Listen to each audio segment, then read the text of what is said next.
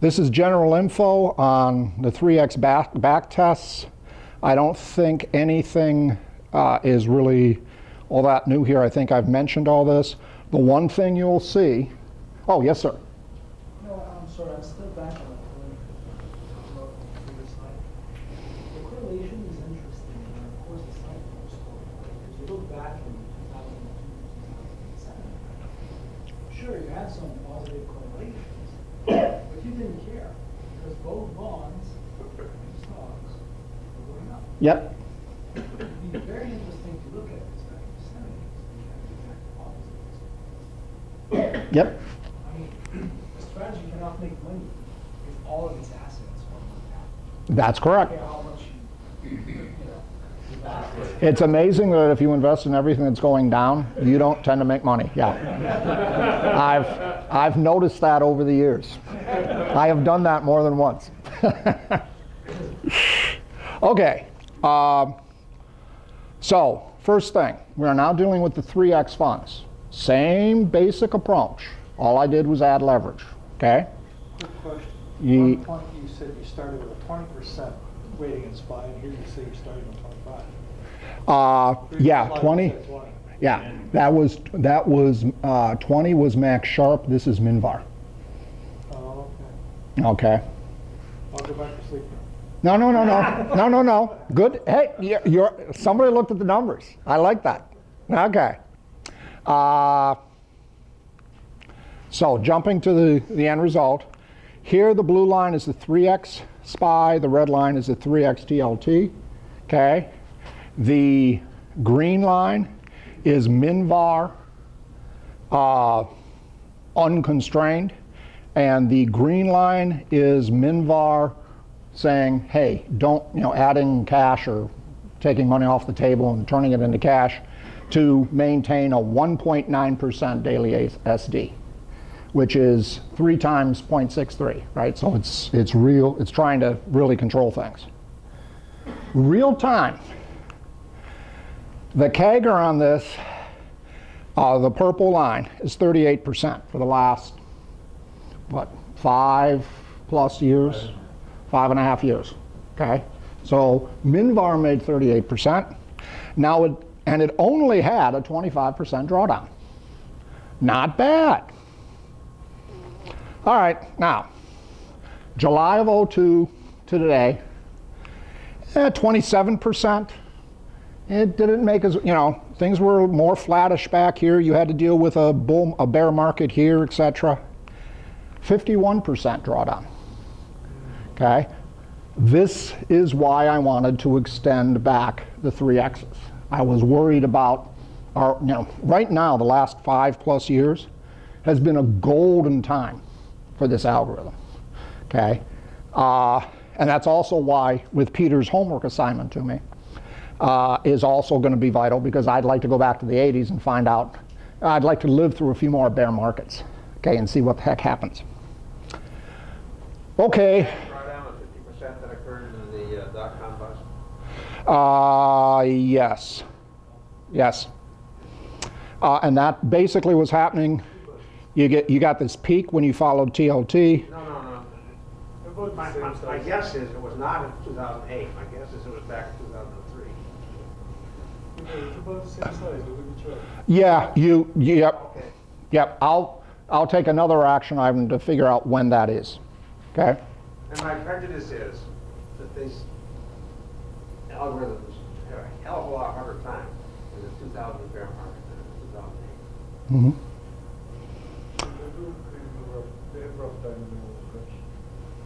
Okay. So, next item. Minvar, using controlling volatility to 1.9%. You went from 27.3 to 25.7 on CAGR. It didn't cost you that much. And your max drawdown went from 51 to 33. So that's why I was looking at trying to control volatility. Okay?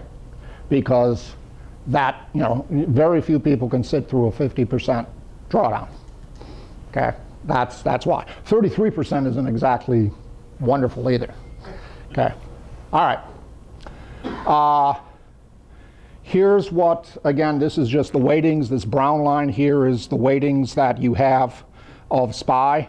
And the red line is how much money you put into cash to achieve lower volatility. And at times you were over 60% in cash during this time period.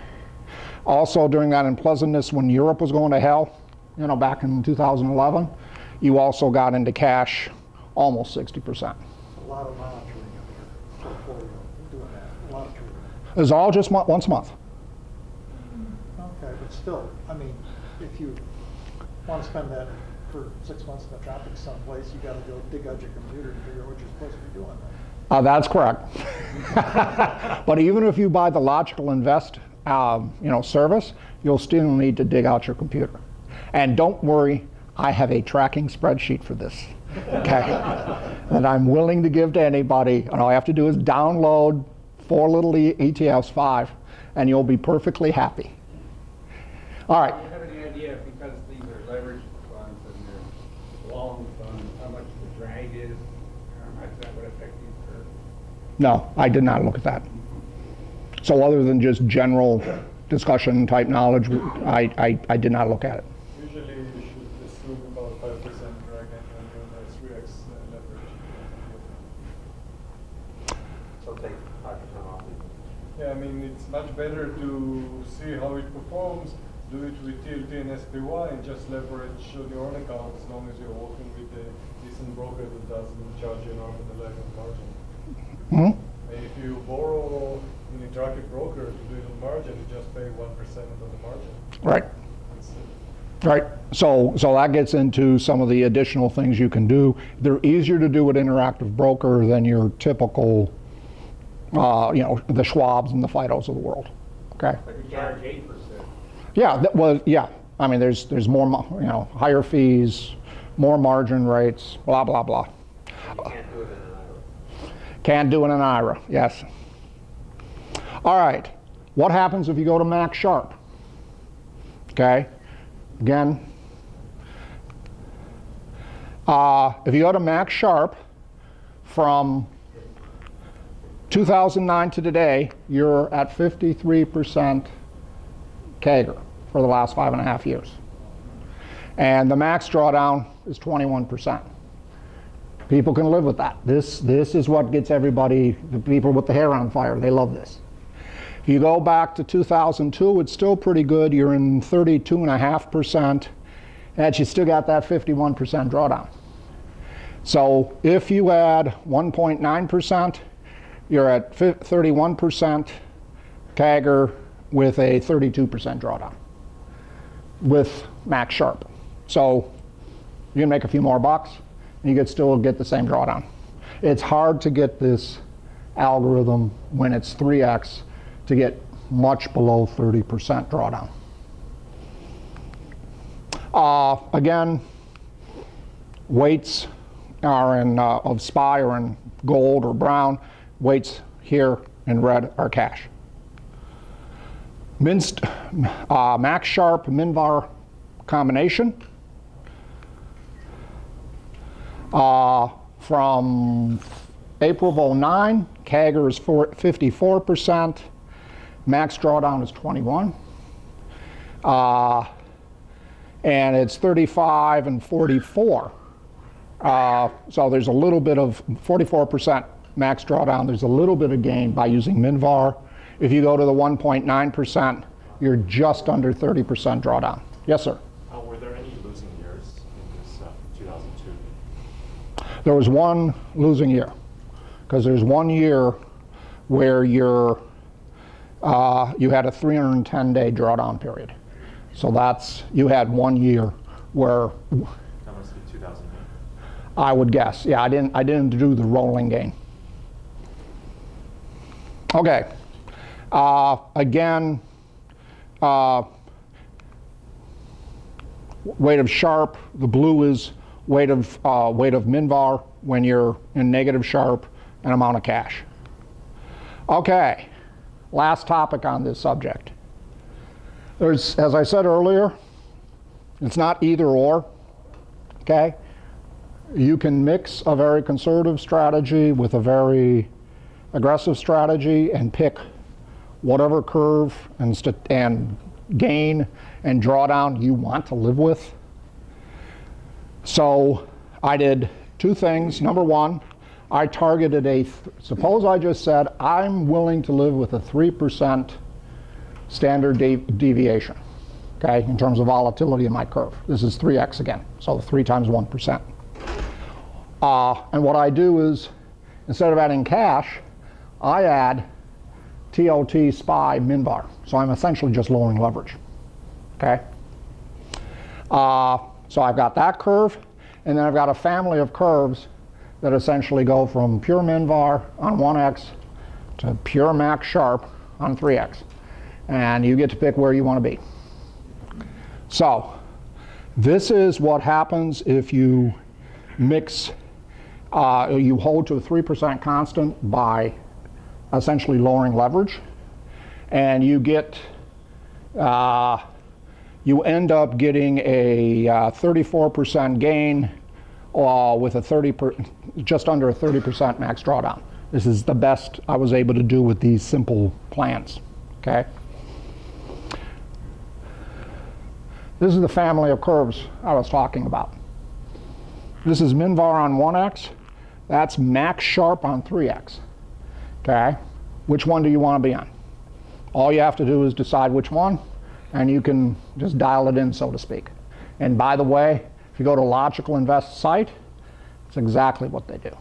They've got a pie chart where you can say I want to have 5% here and 10% here and 20% over here, and you can just essentially create your own CAGR and drawdown and standard deviation. The rest of this stuff is just performance metrics. These are all I put the tables together all in one place, 2 pages, just so you could compare them easy and such, so there's nothing to discuss here. My final comments, universal investment does seem to work. And you can be, sleep at night to hair on fire. I've already got this homework assignment from Peter about extending it backwards. Finer grain on MinVar and Mark Sharpe, not doing 5%. Varying the look-back periods, that's all stuff I should do. There's many things I should do. I don't do all of them. We talked about rising rate. I already have tracking folios for this at Folio Investing. I've got a 1x and I got a 3x. Okay, so we'll see how this goes.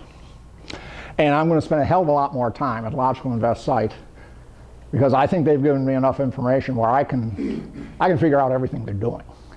Okay, I'm not saying I can do better than them, but I think they gave way too much away. Okay, and I think anybody can go out there and figure it out if they want to. Any reasonable person. Yes, sir. Well, 2 questions. First of all, what software did you use to do your back testing? Oh my God, it's horrible. Excel. This was all done in an Excel spreadsheet. Oh my God, it's horrible. That sounds like a lot of work. It's like a lot of things. If you already have routines and so on, it's actually you just use stuff from the past. It's not that bad. Second question, somebody in history, I'm sure, has gone back and looked at the correlations between various asset classes. Mm-hmm. And it strikes me that if you had a third prospect here, you might be able to find something that has a better correlation profile that you could avoid drawdown for. You could, and as a matter of fact, if you go to Logical Invest, and when you get to their like 8 ETF portfolios and so on, that's one of the things they're trying to do in terms of minimizing variance even more than this does. Okay, and a good site to go to that will draw you the asset correlation charts over various time periods and so on is called, amazingly enough, assetcorrelation.com. You can go there and they'll give you a nice correlation matrix. I think you can get up to like 20 assets in it, and they'll give you the correlation factors and they'll draw you charts. Say the name of it again. Asset correlation, one word, .com. Yes, sir. Actually, what was thought-provoking was when you look at using those levered ETFs, and you kind of look at what the ratio is in terms of the CAGR versus the maximum drawdown. And I kind of got inspired. What if one was to take a strategy that says, okay, I like the ratio between the compound annual growth rate and the maximum drawdown. So let me sketch out a strategy that says, okay, we're going to take half our money, put it in cash. The other half, we're going to execute the levered ETF approach. And what we're going to do is anytime we reach new highs in the levered ETF part, so to speak, we're going to take the cash that goes over and put it in this, let me call it more conservative or cash approach. And so now when you have a maximum drawdown, it's going to be no more than half, because the other half is being in cash, and your compound annual growth rate would be in half, even if you had a 0% rate of return. And there's other stuff, and presumably you might be able to find something that's slightly better. And then that actually may even be a safer strategy than taking the unlevered. Because in the truly catastrophic went way beyond the 50% maximum drawdown because of bizarre world events, whatever. You still have this other part that's highly conservative and where you put it. Yeah, it's a semi-barbell strategy. Yeah, it makes perfect sense. I think I remember seeing either in their white paper or their blog or whatever, Logical Invest essentially says the same thing, that you know, no matter how much you like one strategy, don't put all your eggs in one basket. So, okay. So with that, any final questions before we get into part 2? Yes, sir. Well, you wanted to mention a couple of times about the Dropbox where this was, and also several references for the UBS papers. I assume you're on the Dropbox as well. Yes, the UBS papers should be in, I'll call it the November and December folder files. And the Dropbox URL? I will have to give it to you, okay? It's at the Yahoo board, and I don't have it right now. In case you don't have it, that's my email, so you can just say, hey, what's the Dropbox? Now, what will happen is tonight I will post these files, and I'll remind everybody where the UBS papers are. Thank you. Well, you've also been sending the URL of the Dropbox in this monthly posting, which I find eminently useful. Okay, fair enough. I will set the posting will have the URL to Dropbox overall and this month's folder. That's what I usually do, I think. Yeah. Wonderful. Okay. Other items. Yes, sir.